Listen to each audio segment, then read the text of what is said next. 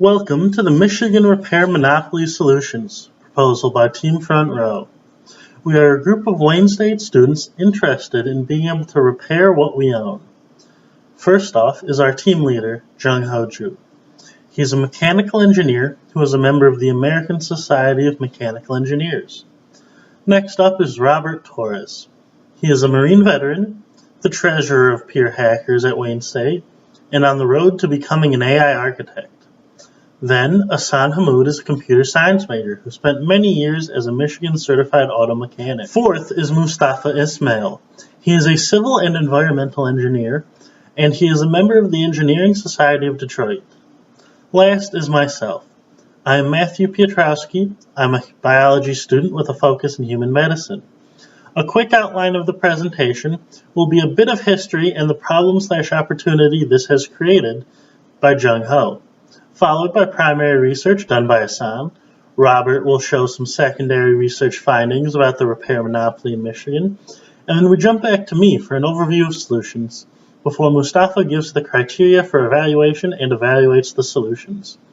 Lastly, we go back to Jeong-Ho, who will close and give our final recommendation. Take it away, Jeong-Ho.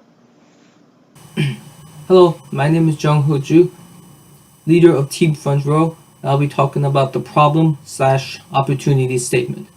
Until 1996, cars were only of engines, gears, seats, etc., all analog. However, according to careauto.org, big changes happened after 1996. The federal government required car manufacturers to put ECUs, or for electronic controls unit, small computer, be placed into their vehicles for diagnosis purposes. Much to this primary intention, car manufacturers put more and more digital systems into their cars to have them run at peak capacity, while reaping in profits from dealership electronic repair services. For example, a Chevy Impala's ECU replacement costs from like $345 to $523. The bad news, like the ECU is just like any other machine, needs regular maintenance and updates. Any mechanic who wants to even diagnose the machine must consult the car's manual or specifications. With proper information, it is possible to modify the car system so it will be more powerful or more efficient. The companies have the full right to ECU repairs and do not want to share the information because of potential profit loss. To make matters worse, the federal government passed the DMCA, or Digital Millennial Copyright Act, in 1998, giving the car manufacturers a good reason to crush any attempts of ECU repairs outside the dealership, regardless of any reason. Still, something can be done to stop this monopoly. The RTRA, Right to Repair Act. When Massachusetts passed this, car makers had to make every information necessary to repair their vehicles available, giving other states hopes of passing the act in their own state. When Michigan passes the RTRA, this will increase trade school attendance because more mechanics will be in demand because of shop competition. This will improve the overall economy. Change must happen now. More than 3 million men and women's tech jobs are at risk. All right, thank you, Jeong-Ho. Good afternoon, everyone. My name is Ehsan Hammoud, and I am a computer science major here at Wayne State University. I am also a former state certified auto mechanic for the state of Michigan. Now, before I jump into the primary research, I do want to talk a little bit of cars as they are advancing rapidly now with more technologies being incorporated into them. And with these technologies comes the requirement of more training, more knowledge to repair these types of things. All manufacturers today currently conceal their trade secrets from independent auto repair owners, and typically they're about 60 to 75% more expensive than an independent auto repair shop when they are repairing these vehicles. Now, these trade secrets, they are detrimental to small businesses, consumers, and mechanics. Now, these trade secrets are detrimental to consumers, small businesses, and mechanics. These three groups are the focus of the primary research. The primary research was a survey that was sent out to local businesses and to the consumers here at Wayne State, people that drive cars, people that own cars. And as I said, they are similar to the survey that was taken by Lake Research Partners in 2006. In that survey, it showed a 4-to-1 strong support for a right to repair act. Now, in 2014, a memorandum of understanding was signed between different coalitions and auto manufacturers. This was never signed, never approved by AAA, and it's really a voluntary act. It's not the NASTF, that's the National Automotive Service Task Force. They have set up a website to enforce this memorandum of understanding, and they list OEM service prices and who to contact in order to get that repair information. This, however, does not benefit consumers, nor does it benefit small businesses. In the current memorandum of understanding, it's written that the repair shops still do not have access to GPS-related repairs. So our first initiative was take the independent repair shops and survey them and see what they lacked. We want to know the knowledge, what trainings the mechanics have, what certifications they have.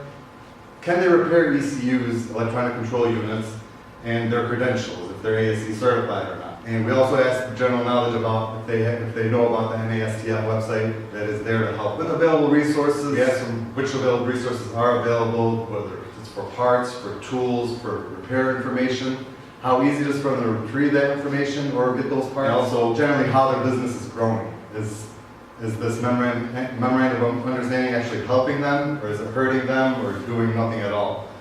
We want to know like their daily car counts, take into factors how often they turn away customers, and the actual costs associated with access to the repair. Our independent repair shop survey, it indicated that the mechanics they lack needed resources, and ECUs are almost impossible to fix without this repair information. They also noted that the NASDF site does not have any kind of use for them, and the cost for repair access that outweighs the benefits.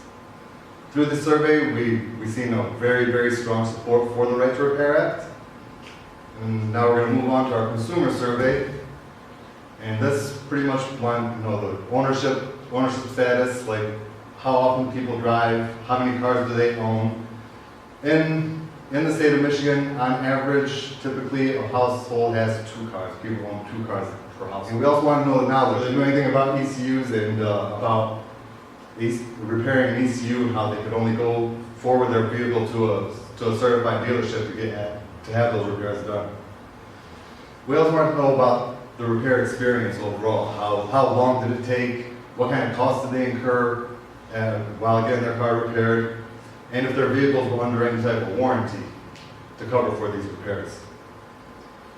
And the support part, we want to know, would the residents of Michigan want a Right to Repair Act, and see how what's actually stopping them from going through. Through our consumer survey, we're able to tell that most people own or drive a vehicle. I'm sure most of you drove a vehicle here today, or were in a vehicle to get here. And when cars do fail, less than 50% of the people we polled actually take their car to an independent repair shop. Numbers should be typically higher than that if we want small businesses to flourish, but if they're being forced to go to the auto manufacturer to repair their vehicles, then we definitely have an issue. Most consumers spend about 3 to 5 days getting their vehicles repaired, and in this time they incur costs to either rent a vehicle or call up an Uber or some other type of ride sharing just to get around. We also know that consumers don't know anything about an ECU, and they don't even know that the manufacturer is the only one that can repair that ECU. So obviously this in turn gave much stronger support than we thought for a Right to Repair Act in Michigan. To conclude, we know that a problem does exist in Michigan, and consumers are paying for it, small businesses are paying for it. Consumers are paying more out of pocket for repairs than they should. They're being left without a car for days at a time, sometimes weeks. And education on decline is also on decline because mechanics aren't even interested in getting that knowledge because they can't even access the repair information to use it. And as I said, consumers spend more time, more money, and it's time to give these consumers and these small businesses repair quality. Let them flourish as businesses. Let the consumers have the opportunity to choose where they want to go. I'll now leave it up for secondary research, which was done by Robert Torres. Thank you. Thank you, Son. My name is Robert Torres. I'm here to talk a little bit about secondary research and the efforts that have gone into the Right to Repair Act as of today. The Motor Vehicle Owners' Right to Repair Act has followed in the footsteps of notable movements like Occupy Wall Street and the anti-tax movement of 1765. Essentially, what has happened is that consumers are sick and tired of corporate structure and being told what to do with their money. Effectively, right now, consumers are trying to fight back with the Right to Repair Act that will enable them to repair any type of electronic that has to deal with their motor vehicles or their cell phones or any other electronics that they own in their home today. And also it empowers consumers to take whatever income and with that purchasing power own their property outright from the corporations that are trying to prevent them from doing that. Previous efforts had to deal with individual litigation, which essentially was extremely time-consuming and expensive for the Repair Association to continue doing. And it also didn't have the impact that would necessarily create the kind of culture that they wanted to see with the entire movement. What that limiting scope did was it prevented individuals from making any kind of manipulative repairs or altering their electronics from any kind of manufacturer, whether it be a retail chain or a professional auto manufacturer. The eventual adoption of Massachusetts provided the legitimacy that pioneered a framework to shape the future of the movement. Current efforts are essentially to educate and seek political alliances to allow mechanics to operate without the added expense of special licensing, and also to let them know what's in their user-end agreement. Moving on to support, there's a host of organizations and unions which supports the passage of the Right to Repair Act, and they're also seeking for federal implementation to combat corporations and the structure that is limiting them in their efforts. And one of these foundations is the Repair Association. The Repair Association was formulated to become a community for service industry professionals and also help them fight back against whatever kind of manufacturer is trying to limit them in completing their tasks. And essentially creating the Right to Repair Act became a cost-effective solution that is widely popular with consumers who are frustrated with the yearly upgraded lifestyle of Android and Apple. One of these stories that have been released recently is where Apple is trying to throttle their phones and make it so consumers have to purchase the new phones and cannot use the old phones due to software inefficiency. And one of these new corporations that we see that is making moves in the industry is Tesla. They're creating vehicles with open source software, and all of their diagnostics and everything can be fixed independently by consumers and service repair professionals without the overview and oversight of a corporation that is trying to limit their income. If they succeed, it could alter the automotive industry forever and for the good of the consumer and the good of manufacturers. Now I'm going to speak a little bit about the opposition. The opposition in this case are corporate giants that use lobbying tactics and that have changed their corporate ethics ever since the Emergency Economic Stabilization Act of 2008, which essentially was the financial collapse in America. These corporate tactics resulted in very unethical and extremely volatile movements by corporate structure. They did whatever they could to maintain the overhead and prevent bankruptcy, and this essentially turned them into a profit-first corporate structure as we see today.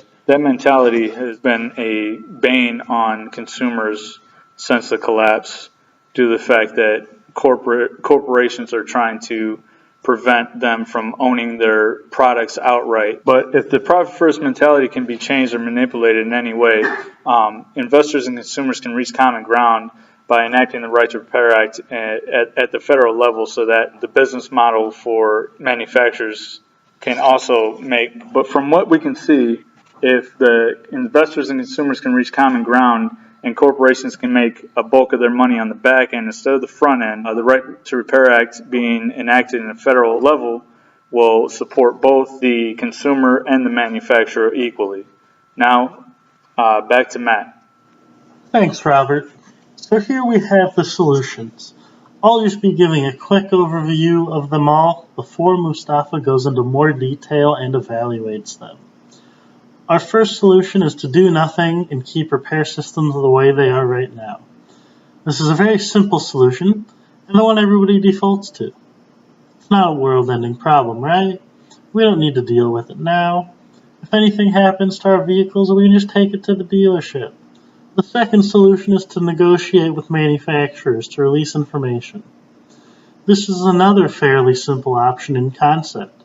We tell the manufacturers what we want and why they benefit from it as well. And then both parties go away happy.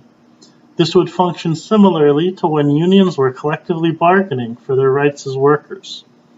The final solution is to bring the Right to Repair Act to Michigan.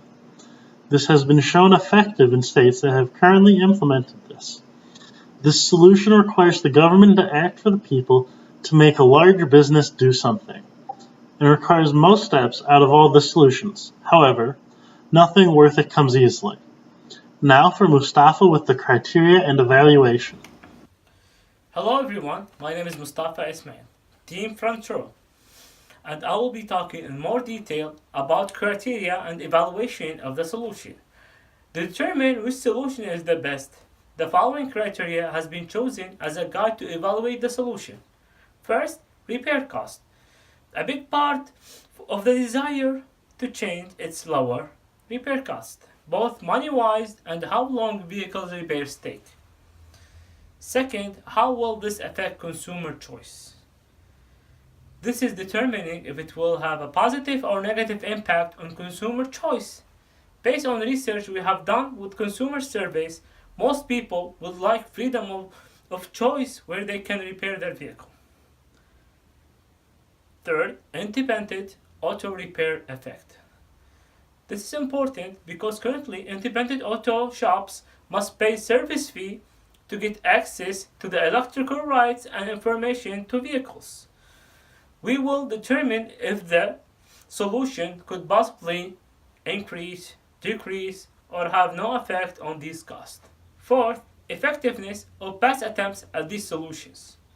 These solutions might not be novel, so if they have been previously attempted, how did they work? What outcome did the area experience? A good solution may have been previously implemented in other areas and should be given more merit if it was successful. Evaluation of the solution. Do nothing and keep repair system the way they are now. It will have no impact on the repair cost. It will continue to stay the way they are. Consumer choice will also be unaffected. They will still be forced to go to a dealership mechanics for ECU related repairs. Independent auto mechanics will still be unable to repair the ECU related issue unless the mechanics pay for the information from the manufacturer. Second, negotiate with the manufacturer to release the information. Negotiation with the manufacturer for the release of the information should lower repair cost. If multiple places have access to the information and can repair ECU related issues, then competition will arise to decrease prices. If manufacturer release the information, then consumers should have more choice where they can repair their vehicles. Also, if they made it public, people can choose to repair their vehicles themselves. Bringing the Right to Repair Act to Michigan. bringing the right to repair legislation into Michigan will reduce the cost of repair, both for individual and independent auto mechanics. With the Right to Repair Act legislation require to release the information and the availability of the spare parts for repair. Also, auto mechanics and consumer will be able to get all the information they need to repair without going to the dealership. Right to repair should be difficult to pass. However, with the help of repair.org and any other group that are interesting to get these laws passed. Since this opposition has been overcome in many different states, Michigan should not be any different. Hello, it's I, the leader again, to talk about the final part of the proposal. Recommendation. Based on our research, we highly recommend bringing the RTRA to Michigan by submitting it to state Congress so they can review it and vote on it. The act is beneficial not only to owners by allowing them to fix their own cars better than factory conditions, but to the independent mechanics as well, because the information would be readily and easily available for them to fix any vehicle electronics at a lower price than dealership services. Shops would fix more vehicles, competing with each other, increasing demand and incentive for prospective mechanics to work after trade school. Competition will improve the overall economy also by lowering car mechanic unemployment. However, car companies will benefit as well by selling more vehicle service parts, increasing their profit margin. Of course, if owners cannot do repairs or shops cannot do them, dealerships are still available to repair vehicle electronics. Dealerships can keep their usual repair prices and duration as rates before RTRA. Difference after that, owners have more options to fix their specific needs.